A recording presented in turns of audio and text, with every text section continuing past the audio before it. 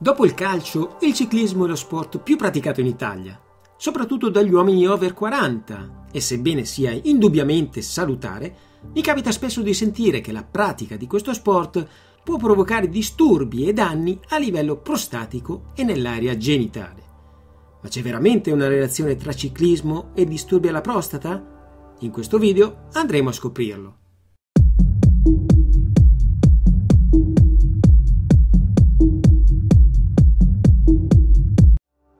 Premetto che non sono un medico e che le informazioni che fornirò in questo video sono frutto di articoli letti sul tema. Innanzitutto cerchiamo di capire cos'è la prostata e qual è la sua funzione. La prostata è una ghiandola a forma di acino dell'apparato genitale maschile. Si trova nella cavità pelvica, in posizione avanzata rispetto all'ano di 5 cm e subito sotto la vescica. La sua funzione è quella di secernere un liquido che esercita un'importante attività protettiva sullo sperma. Esistono diverse malattie legate alla prostata, malattie che possono colpire tutti e non solo i ciclisti, e soprattutto le persone oltre 50 anni d'età. L'iperplasia è quel disturbo in cui la ghiandola aumenta di volume, spingendo sulla vescica, dandovi la sensazione di dover urinare anche se non avete bisogno. È una malattia molto comune, tanto che dopo i 60 anni, in alcune nazioni, colpisce un uomo su 2. La seconda patologia è il cancro alla prostata, molto diffuso nei paesi industrializzati, quindi si pensa che il suo sviluppo dipenda anche dal tipo di vita condotto. Ma esiste davvero una relazione tra ciclismo e problemi alla prostata?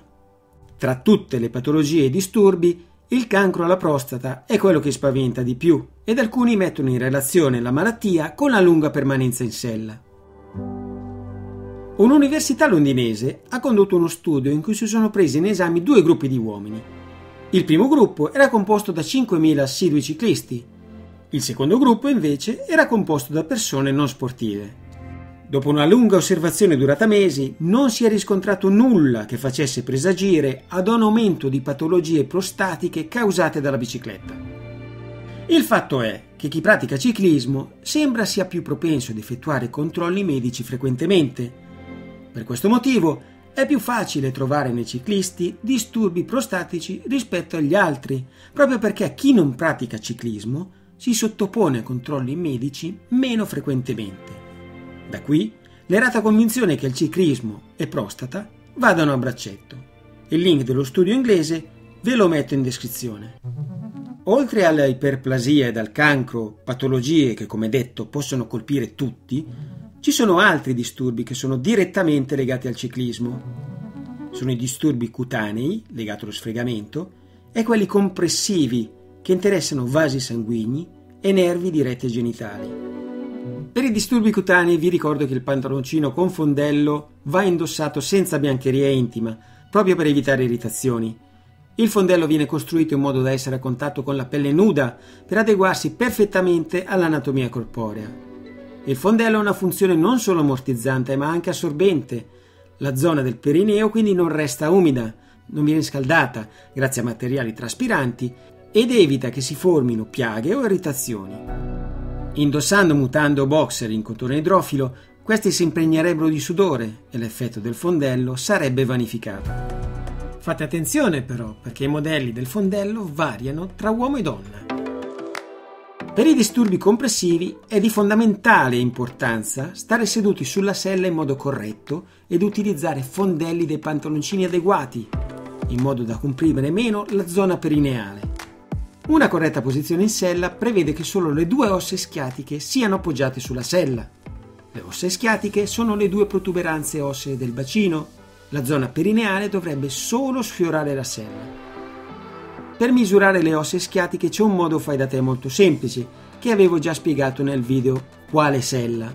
Basta prendere un pezzo di cartone, appoggiarlo su una superficie rigida e senza abbigliamento sedetevi sopra. Il centro dei 2 avvallamenti che si formeranno nel cartone indicheranno il punto d'appoggio delle vostre ossa schiatiche. La larghezza della sella deve essere tale per cui le ossa schiatiche si appoggino bene su di essa. La punta della sella è consigliabile inclinarla un paio di gradi verso il basso, in modo da comprimere meno la zona perineale. Se ciò vi farà scivolare in avanti, riposizionatela a 0 gradi, in modo tale che sia più parallela possibile al terreno. La maggior parte dei principianti pensa che una sella morbida o ben imbottita possa essere più confortevole. Sarà vero per i primi 10 minuti di pedalata, ma dopo un'ora avrete più problemi rispetto ad una sella rigida, perché su una sella morbida l'aria compressa è maggiore, così come il dolore che proverete. La sella quindi deve essere rigida e dura e deve adattarsi al meglio alla vostra conformazione. Alcuni negozi di bici offrono selle in prova. Il mio consiglio è quello di avere ben chiaro quale sia la distanza delle vostre ossa schiatiche ed in base alla misura provare e riprovare i modelli di selle fino a quando troverete quella adatta per voi. Se avete problemi persistenti tipo l'addormentamento dei genitali, formicoli in questa sede o disturbi a urinare, recatevi immediatamente da un biomeccanico. Per concludere, il ciclismo non fa male alla prostata se si utilizza la giusta sella, la giusta posizione in sella e il giusto fondello. Ma se la prostata ha problemi infiammatori, meglio evitare la pressione costante del sellino fino a guarigione completa. E con questo è tutto. Se secondo voi ho detto cose non del tutto corrette o volete fare delle precisazioni, sentitevi liberi di lasciare un commento in modo da aiutare l'intera comunità di MTBT a comprendere meglio questo delicatissimo problema.